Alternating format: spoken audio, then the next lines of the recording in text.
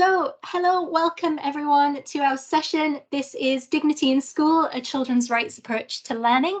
My name is Beth Goodyear. I'm the Programme Manager for Education and UNCRC Implementation at Children's Parliament, and I'm joined today by Colin. Colin, would you like to introduce yourself? Yes, hi, I'm Colin Morrison, Co-Director at Children's Parliament. And just a little bit on Children's Parliament, in case you don't know who we are. At Children's Parliament, our dream is that children grow up in a world of love and happiness and understanding, and it's our mission to inspire a greater awareness of and understanding of the power of children's human rights, and to support the implementation of the United Nations Convention on the Rights of the Child, or the UNCRC, which is what we'll be using going forward, as it becomes Scots law, hopefully really imminently. So we work with children up to about the age of 14, and we do a range of different things with them, but all of our sessions are really participatory, creative and fun. Today's session, we're going to be covering the following. So we'll be looking at Article 29 and a children's rights approach, what that looks like.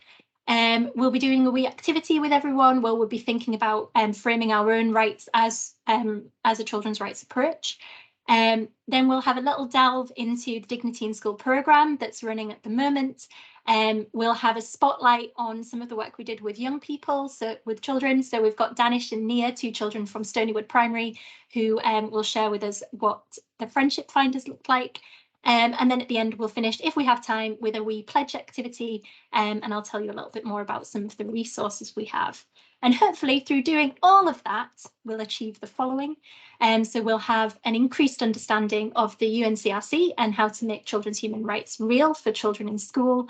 And also, hopefully, you'll leave with an increased confidence in facilitating children's rights-based practice. That's the aim. So I'm going to pass over to Colin now, and he's going to tell you a little bit more about the UNCRC and Article 29. Thanks, Beth. So I'm sure many of you are already familiar with the UN Convention on the Rights of the Child, so we won't go into detail on that too much. I should probably say in terms of our approach, what we don't do really is to teach children about articles of the convention. That would really be quite tedious. What we're really much more interested in is children's lived experience. So we want them to understand their rights through the experiences they have, through the relationships that they have. So this particular slide says something that we often say to children, that their rights are the promises that adults make to them in order that they are healthy, happy and safe. And we want children to be able to communicate with adults in order to discuss things about their lives. If they have worries or concerns, they should know which adult to go to. And all of the rights are, in terms of these promises, are applicable to them in their life at school, at home, and in the community. The convention, as you know, has hit a bit of a buffer in terms of incorporation to Scots law. That the Supreme Court had decided that the Scottish Parliament overreached, if you like. So what has happened is that there's been some work done to re-present the bill to Parliament. That will be done in the next few months, and our understanding is that it will be incorporated into law early to mid next year. But of course, we're all working towards that as if it's already happened. And we do encourage people to understand that when it is law, it's not a cliff edge. It is this idea about progressive realisation, so that we're all working towards the realisation of children's human rights, and bringing it into Scots law is something that will help us do that, as opposed to some kind of frightening cliff edge moment where something radical happens. Thanks, Beth.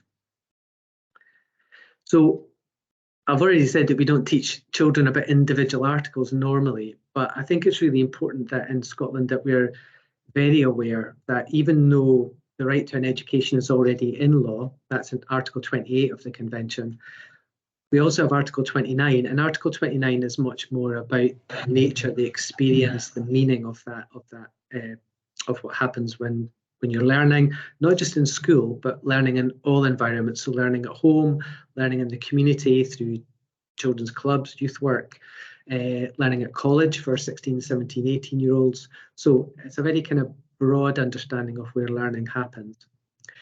But this will be in law, and this will describe the purposes of education. So I know that in Curriculum for Excellence we have the 4 capacities, and that's the way we've kind of thought of the purposes of education so far. But with Article 29, it's much clearer now about what education is about. Now, there'll be nothing here, as you're probably reading as I'm chatting on, there's nothing here that as a teacher or an educator would be shocking to anyone, I think. So we all want that experience of school to be about development of the child to their fullest potential. We want them to learn about respect for human rights and freedoms. Part C is probably of interest to people in that, in the past, the convention has been described as not overly concerned with families. In fact, that couldn't be less true. I think the word family or parents is used more often than the word child in the convention. So it is very respectful of the child's parents and the cultural identity, language and values that children bring, because this is an international treaty, an international instrument. We want children to be prepared for a responsible life in a free society. Equality of the sexes, understanding peace, these are kind of at the heart of the convention, and I would suggest easily at the heart of Scottish education. And the final part about the development of respect for the natural environment. If you may well have been involved in work that was inspired by COP26 last year, but certainly at Children's Parliament we did lots of work around climate with children last year, and it's something through Learning for Sustainability that children as learners are absolutely fascinated by and that we can easily encourage. So Article 29 is at the heart of everything we do. Thanks, Beth. And this idea of a rights-based approach, it might seem kind of complicated, but essentially what we're talking about when we talk about that is that we want all our knowledge and understanding and the realization of children's human rights to come from our understanding of the UNCRC. We want people to understand that the convention, it's not an aspirational document, it's absolutely foundational. It's the basic entitlements that every child should have. So the expression that we often use is that the convention is the floor, not the ceiling. And that's true for all human rights treaties. So we need to remember that a human rights approach, a child rights-based approach, is really ensuring that we as adults and as children, we think about our behaviour, things we do, the policies we have, the programmes that we adopt. Our whole kind of teaching and learning approaches would stem from this understanding of the value and the rights of every human being. Thanks, Beth. Is it back to you? Brilliant. Thanks, Colin. So I'm just going to stop sharing that screen just now. Because we're going to move into a wee activity together, which is going to be on Mentimeter. Now, hopefully some of you already know how Mentimeter works. What I would like you to do, if you don't know how it works, is using, please go to menti.com and type in the code that I've just put in, and hopefully that should bring you out in a question, which is, how does my setting already embody a children's rights-based approach? Sorry, I'm just going to move this over here so I can look at it. And what we'd like you to do for this this activity is that we are completely aware that talking about the UNCRC and talking about articles can be quite intimidating if it's not something that you're familiar with or it's not something that you've come across much in your practice. It can also feel like a bit of an added incentive or one of these kind of things that you're asked to do on top of everything else that you're doing. And that's not how we see it. We see this, we see the children's human rights and the UNCRC as underpinning everything else, as Colin has already said. So what we'd like to do is get you to spend some time just now thinking more holistically about the culture of your school and your own practice, and try and find some examples where you're already embodying a children's human rights-based approach and you're putting children at the centre of your thinking. And what we'd like you to do is on Mentimeter, just type in some examples of where you do that, either as a whole school. So I can see someone's already put up that it underpins the whole curriculum and is built into the curriculum rationale. That is a brilliant example of something that your whole school does in its thinking that means that you're adopting a rights-based approach. But maybe also think about things that you're doing as an individual. What are you doing day to day in those little interactions with children, in your classroom if you're a teacher? You know, this is a space to kind of share practice with each other. And you can add multiple things. You don't just have to do one. And please feel free to interact with each other as well. So if you'd like to respond to something that someone's put up, pop up your hand in the chat and just come on and chat. Just to give you some prompts or some examples if you're a bit stuck. If your school has a focus on positive relationships, for example, rather than behaviour or discipline, that would be a rights-based approach. If your values include things like kindness, trust, love, empathy, that would be about putting the child at the centre and having a rights-based approach. If you personally adopt a restorative approach to learning, to problem solving or to interactions with children that have maybe gone a bit wrong, that's an example again of adopting a children's rights-based approach. If you get alongside children, if you get on their level and listen to them and hear what they're saying and interested in them, that's the children's rights-based approach. We hear a lot of, some of the schools we worked with talked a lot about not making assumptions as well, and how that's important from a rights-based approach, because if you've got a school policy where you punish a child for being late, for example, that's making assumptions that that child has the ability to be on time, which they might not. Some of their rights might not be met at home, which means that they're not able to be on time. So looking at these things in the round and making sure that you're not making assumptions about the child, that would also be a rights-based approach. So I can see some examples coming up. So we've got giving voice and choice and ownership to learning. We've got using nurturing approaches. Yeah, so nurturing, positive relationships, these kind of words, and really embodying them. Having a pupil-led classroom where every child's voice and contribution is listened to, valued, encouraged, and celebrated. That's brilliant. Can I ask who put that up? Because I'd love to hear a little bit about what that looks like in practice, if you don't mind sharing. I'm putting you on the spot. I'm sorry, I don't know who it was. Give you a second. If you don't want to come forward, that's fine, but that sounds really, really interesting. And that is something that we would encourage, and that can take a number of different forms and look differently in a lot of different settings. So yeah, we've got voices and experiences of children are listened to when considering. I can't see the bottom of that. Does anyone want to share what they've put up and just expand on it a little bit? Putting people on the spot. I'm going to leave an uncomfortable silence.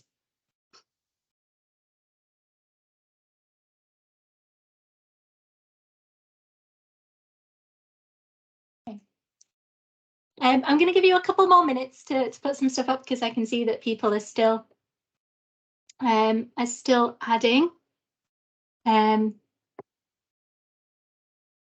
we've got taking a holistic approach, trying to understand the environment in which the learning is happening, and the context as well. Yeah, really taking into account the context is important, because this will look different in every single school. But I think the importance of doing this exercise for me is about naming things as a rights-based approach and acknowledging that a lot of the stuff that you've already got in place as a school, you've already got these kind of foundations in place, and it is underpinning everything that's happening. Children's human rights are not an added incentive that you're being asked to suddenly do as incorporation looms. It's more about thinking holistically as a whole school. How do we kind of filter these things in from the ground up to make them really work? Yeah, I would just add to that as well. It's about connecting with what you're already doing, or understanding what you're already doing is rights-based practice. So somebody's talking about financial barriers. So if your school's kind of using and committed to the cost of the school day work, then that's anti-poverty strategies, that's really important. We have often linked the way that we work to nurture principles, because they're very similar. All behaviour is communication, eating together, play, encouraging the children to verbalise how they feel. And I appreciate that that's difficult for some children. So lots of kind of ways to weave in rights-based approaches, but to name them as such.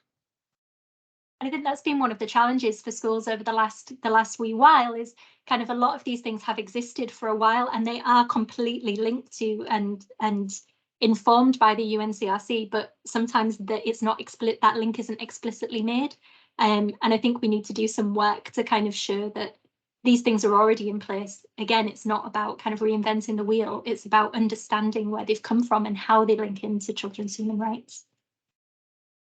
Okay. Does anyone want to share any reflections on that? I understand that it's a little bit, sometimes people don't want to talk in these sessions, which is completely fine. But if you'd like to contribute, then you can just go into the reactions and click raise hand, and we can hear from you. Otherwise, I think we'll move on to talk about the Dignity in School programme. So I'm going to stop sharing that just now. Thank you to everyone who put something up. There's some brilliant examples in there. So I've stopped sharing that screen. And I'm just going to now go back onto the PowerPoint. It's probably going to start from the beginning. Yep, so we'll just click through. And I think Colin's going to start us off talking about the Dignity in School programme by talking a bit about human dignity. Yeah, so if you know the UN Convention and if you know other United Nations conventions on, for example, the rights of people with disabilities or convention around violence against women and girls, then you'll understand that you probably won't find mention of human dignity in the actual articles, but the concept of human dignity is in the preamble, in the early text of all these human rights instruments. And it's there for a very good purpose, in that everything stems from the human dignity of every person which you are born with. So over the years, we have been exploring what this means with children, because we want them to understand the concept of human dignity before we get into some of the kind of detail about other aspects of lived experience. So when we started to do this many years ago, we found that children kind of touched their chest. So they were beginning to realize that human dignity is an internal thing, that they're born with it. And then we developed these discussions to think about, well, what can happen in a child's life that can enhance and build that sense of dignity and make it explicit? And what can also happen in some children's lives where human dignity is impacted negatively? So the wee picture you'll see there is we invented with the children this thing called a dignometer. And it was a kind of fun way to try and measure whether a child was experiencing their human dignity or not. So the kind of things that children would talk about, say fun, I really mean creative, because it's a kind of serious moment for many children as well. But that idea of human dignity, they understand, is enhanced by a cuddle from their dad, or when they score a goal, or when they're appreciated for doing something kind. On the other hand, they also understand that their human dignity is impacted by bullying, or by sexual abuse, or by being left out, or by being ignored, these kind of things. So what we want every child to understand is that their human dignity is theirs. When they feel that that is being impacted negatively, then that's something that they should seek help and advice and support around from a friend, from a family member, from another adult that they trust. So once they understand what human dignity means to them, then they can understand what it means to other people. And that's where, so we're very keen that we do talk about kind of social responsibilities that we all share, that rights are shared. What we don't do is link the idea of rights with responsibilities as such, which is a kind of an old way that people maybe did in the past. You can have a right, but you have to be responsible in some way. That doesn't work for children's understanding. And if you can imagine, if you are 8 years old, you understand you have the right to be safe from harm, but somebody at home is harming you. How do you link that with what responsibility that you might have had? Do you feel responsible for the harm that you're experiencing? Is it something that you've done wrong? And clearly that's really difficult and damaging. So we separate rights from responsibilities, but in learning about rights and in learning about human dignity, you also then learn about how to be with other people and how to treat them with fairness, kindness, empathy, and respect. So this idea of dignity is really profound and really important, and we spend a lot of time. Brilliant. Yeah, and that was really the framing for our Dignity in School project when we went in. I'm just going to tell you a little bit about what this program kind of looked like and how it worked on the ground. And just to let you know, I'm going to be talking about what we did last year, which was year 1 of our Dignity in School programme. We've just received funding to continue the programme for a further 3 years. So we're really going to look at what we found worked in year 1 and how we expand that. And crucially how we make it more replicable across schools in Scotland, so that if you're not one of our schools that we're working directly with, you're able to kind of take on some of this learning and take on some of this understanding in your setting as well. So I just wanted to tell you a bit about how it worked in year one. So we worked in two settings, one in Edinburgh and one in Aberdeen, and we were really used an immersive model. So we had project workers fully embedded in the life of the school 2 to 3 days a week. So it was quite an intensive programme. We worked in partnership with the schools to identify areas of strength that they might have, and also those areas where they might need a little bit more support when it comes to kind of looking at a children's rights-based approach and realising children's human rights. And we were kind of looking at their practice across three main areas. So relationships was a big one, and we'll see that that's one that the schools really wanted to focus on. But also how children's human rights looked in teaching and learning, and how children's human rights were respected in terms of policy and planning of the school as well. And the place that we started in, and the place where we always start now with our work, is with what we call a dignity assessment. And I'm just going to drop the link to that tool into the chat so you can see what that looks like. And it is something that we've got, there's a how-to guide there. This is something that you could replicate in your setting just now. And so what we did was we worked with every single child in P5 to 7 in both of our settings, and every adult as well. And we always talk about adults in school, we don't talk about teachers, because for children to have their rights fully realised, every single adult in the school needs to be working together. So that's teaching staff, that's senior leadership, it's PSAs, but it's also the likes of your office staff and your catering staff. Because if children are getting a different experience in the classroom to what they're getting in the dining hall, then they're not experiencing their rights in the round, which they need to be. So we did these, for want of a better word, evaluations on looking at children's and adults' experiences of their school in relation to those three kind of areas: relationships, teaching and learning, and policy and planning. And we kind of collated their responses across the board. So we had like 400 odd responses that we were looking at. And what was really interesting was that the results in both schools, despite being separated by hundreds of miles, was super similar. So they both had the same top 5 and the same areas of support identified in slightly different orders. And the other thing that was in common in both schools was the emotional response from the staff that we were working with. And it was really, it was quite an immersive experience, kind of sharing those results with them. And as you can imagine, whenever you're presented with something like that, your eyes go straight to the bottom. You know, you're not focusing on the 20 things that the school is doing amazingly, you're focusing on the 2 things that maybe could do with a bit of work. So we did have quite an emotional response from the adults. And that was, while it was difficult to process for everyone, it was really positive because it showed the passion and the connection that those adults had with wanting to make a difference to the children.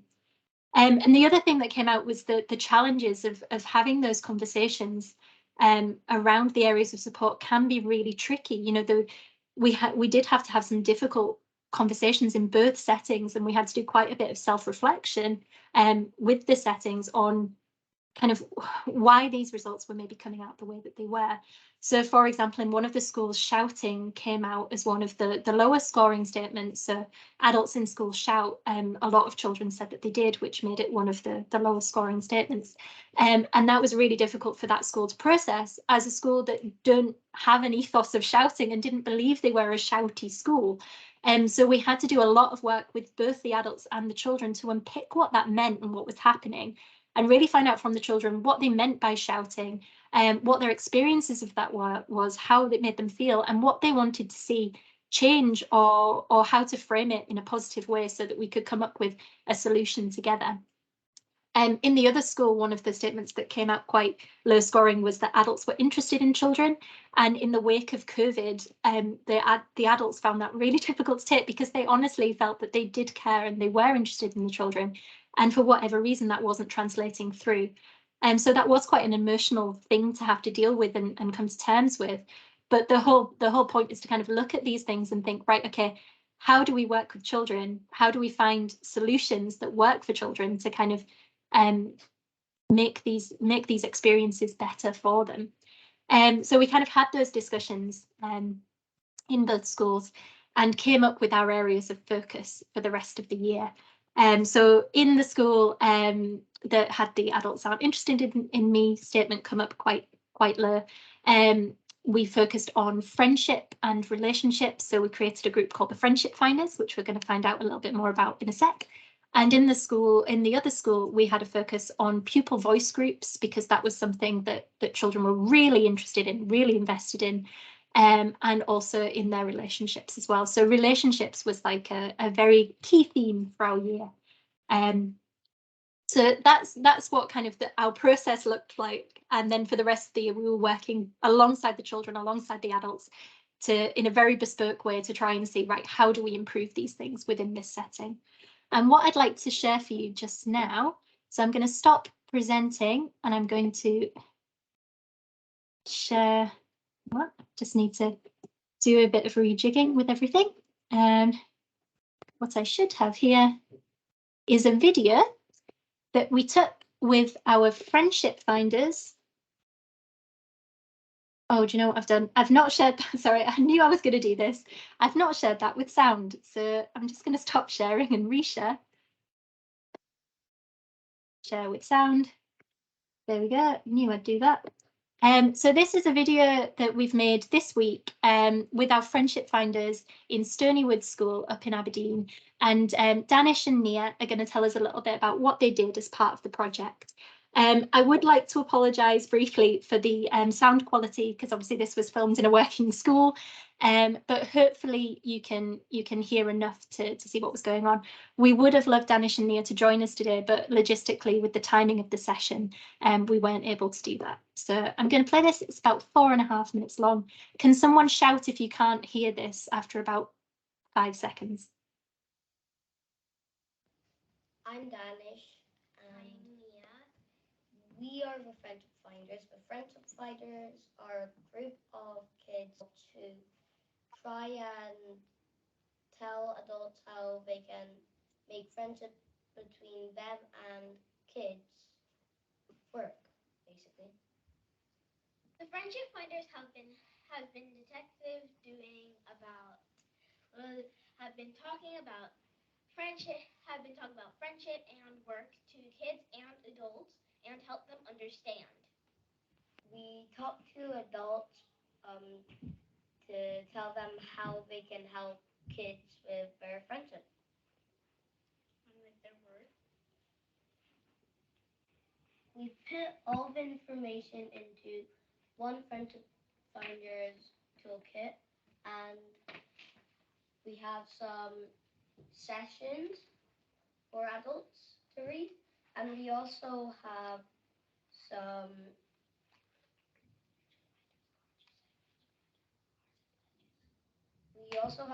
Friendship Finders cards or pledges also. You can call it that. You can also get the leaflets online, and you can look through them, and you can also see what we have been learning about, and you can see loads of pictures of what we've been doing or stuff like that, especially at the front. Yeah. So this is the Friendship Finders poster. You can also find it in the toolkit. It has things that we said that adults can do to help children make friends. So if you want to read one out and say why? I think number 5 is important because friendship is for everyone, and relationships between adults and children are important because sometimes they could get to know us a little more, and they could know how we think and help us with all our work and stuff. Like, say for example, we put our hand up and we have an adult we don't trust, or say we put our hand up and we have an adult we do trust. Because if we don't have an adult that we trust, then we'll have a bit hard time learning because we won't have anybody that we trust. I'd say for me number 3, because it says here a new child at school can be difficult for everyone, and I do agree with that, because say for example someone has just started this school or any school, it might be a bit difficult for them to know other people and like make friends because it was their first day. So adults can help with that quite a lot. I think friendship is important because if you don't have friendship, then it'll be hard to learn because you won't have anybody to have fun with or have fun learning. I think it's important to have a friend and friendship because if you don't have a friend, you might get sad and you might play alone, or you might have someone that you wouldn't trust. My highlight of being a friendship finder, I'd say, is doing activities outside. And my highlight of being a friendship finder was all the crafts and activities. This is the friendship finder's board. Over here is all the things that he could help on the friendship and stuff. And then right here is outside, and We also have a few drawings of what we'd like to add to the school. like a greenhouse, and a chill down room, and a eco garden, and an angry room.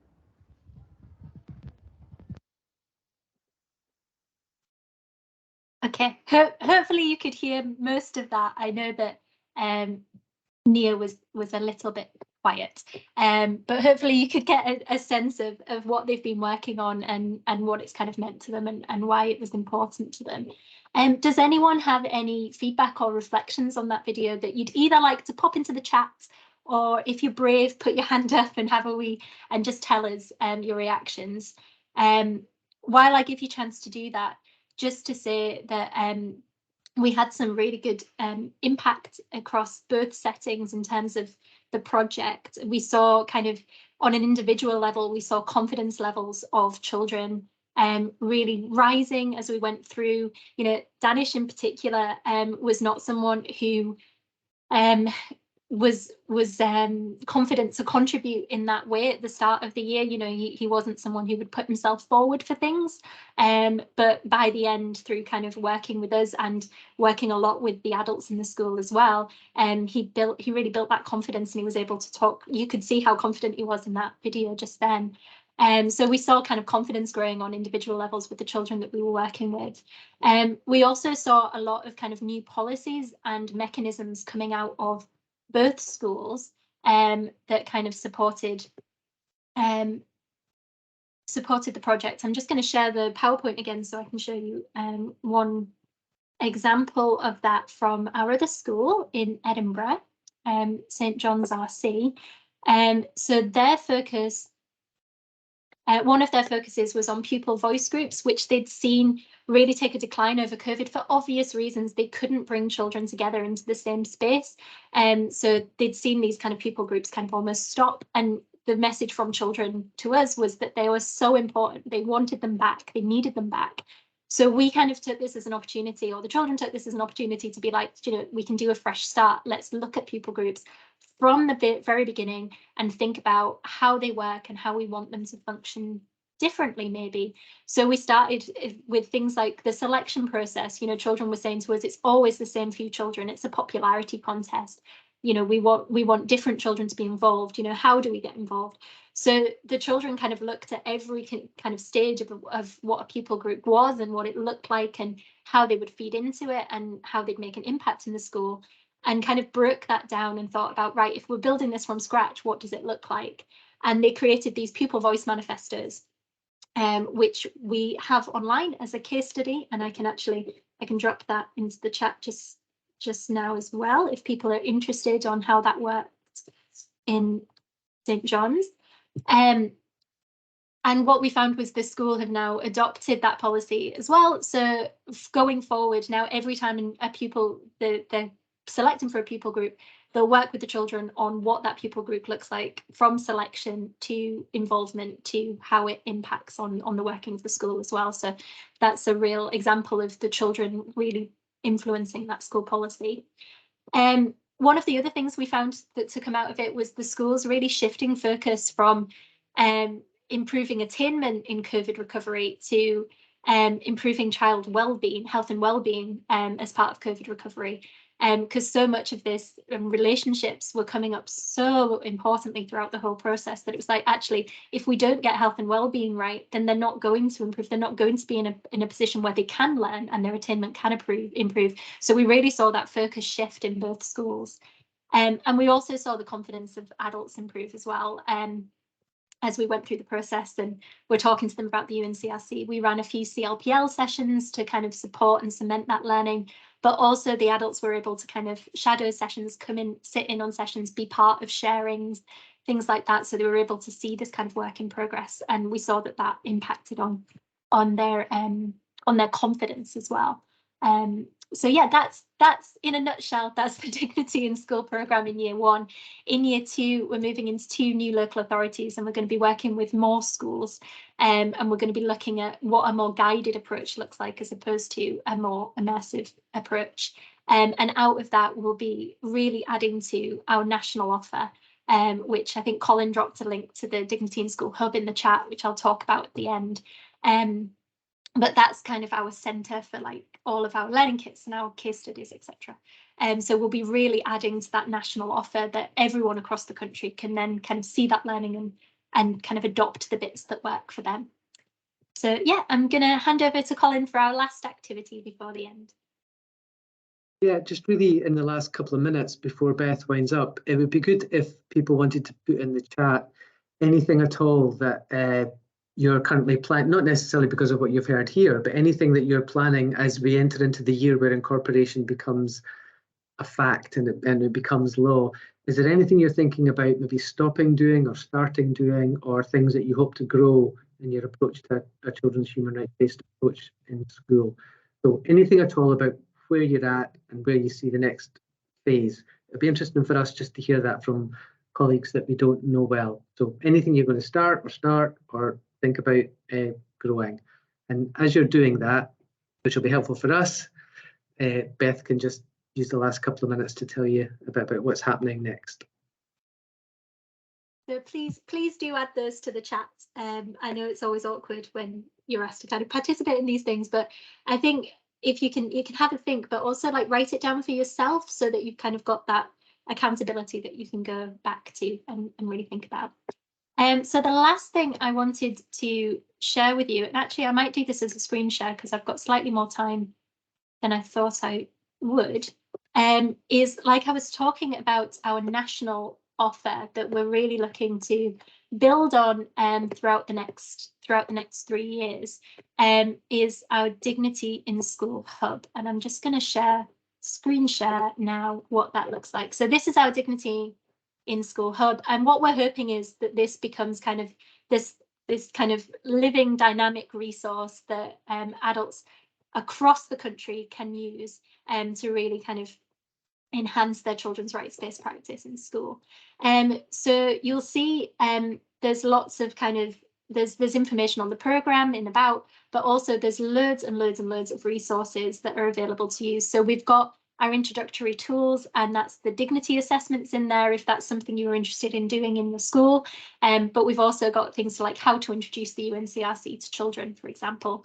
We've then got loads of learning kits. So you'll have seen Danish and Nia talk about the Friendship Finders learning kits. So they're in there. So if you wanted to run a session on friendship and learning, we've got that as a learning resource. We've also got friendship and play as a learning resource. So we've got a huge bunch of learning kits that you can use. And then the other thing that's, I think, super important is our case studies. So these are case studies written by adults in school or supported by ourselves on things that they've taken on over the last year that have made a real difference. So we've got some really interesting case studies in there. We've got ones on the pupil voice manifestos, as I said. There's also ones on how to gather children's thoughts and opinions and have them influence policy. That's one, I can't remember exactly what we called it. We've got ones on and a teacher telling us that they decided to teach 9/11 because that was chosen by the children, and how she went about doing that, and how difficult that was when it wasn't something that was normally taught. So there's a real like breadth of different case studies on there that might be of interest to everyone. We've also got kind of our blogs and updates, so you can see what we're up to and what's going on kind of day to day in the school. And then finally, we've got this section called My Dignity, which was created entirely by the children. We had a digital design panel, and they created this. And in it, there's a gallery of what's going on. There's little sound bites of what they've been up to, little activities, and there's this calm zone, which is just a space where children can chill out and listen to music that children made to kind of help them kind of recenter and calm. So I would really recommend going and checking out this resource because it's there and it's free. So I'm just going to drop the link in there again. The other thing that we're developing this year is our e-learning hub. So we're going to create a Moodle, if people are familiar with that, an online learning platform where you can access courses for free. And we're starting, the two ones we're going to launch with are an introduction to the UNCRC and how to make rights real for children. And they'll be available to absolutely everyone. They're accessible to everyone, regardless of your level of knowledge. So that's something else that we're going to be bringing out. And then we'll be adding to that content when we work with the children. We'll have a child-led team that will be supporting developing that e-learning content as well. So if you would like to find out more about any of those things, I would really recommend that you sign up to our newsletter, which will have all the details of that in, and you can find that in the link that I've just dropped into the chat now. So if you email us at education@Children's Parliament, we will add you to our newsletter and you can find out everything that's going on as we move through the year, basically. So yeah, that was the end of our session. If anyone had any thoughts or reflections or questions, please feel free to ask. Otherwise, we'll be here until the end if people want to hang about and ask us something. And just an acknowledgement of our funder, the Gordon Cook Foundation, who have been extremely generous and given us the space and the time, as a great funder does, to do things that are innovative and different. But keep an eye on the hub. It's a work in progress, and it will benefit from everybody's comments on it and contributions. So let us know what you think. We do have a feedback form if you use any of our learning kits or read anything. So yeah, all feedback is appreciated because this is kind of a bit of an experiment. It was an experiment last year. We're expanding and trying to improve this year as well. So yeah, just all thoughts and feedback are welcome. So we've got a question in the chat. How a thought I had on appreciative inquiry on rights, how to help our colleagues recognise the rights work they are already engaging in. And yet that's actually something that we did with the PSAs in both schools, was just a whole session on identifying their work as rights-based, because there was this real worry that they didn't know what it was and they didn't know how to do it, and they didn't know, there was just a real intimidation of the UNCRC, if you like, because they hadn't had time or training to go into it. So we just spent a whole session just reassuring them basically and talking through all the elements of their practice that was already rights-based, and they came out of that a lot more confident and able to have those conversations. I think it opened up a lot more conversations afterwards, because I think beforehand there was a worry that, like, oh, if I ask that question, it'll show that I don't know what I'm talking about. Which, you don't want. You want people to be able to ask the questions about the things that they don't know. So an appreciative inquiry is a really good idea. I think our time is up. We might well be cut off. So yeah, thank you, everybody. Thank you for your contributions, and do get in touch if you want to. Bye. Take care. Thank you. Bye, everyone.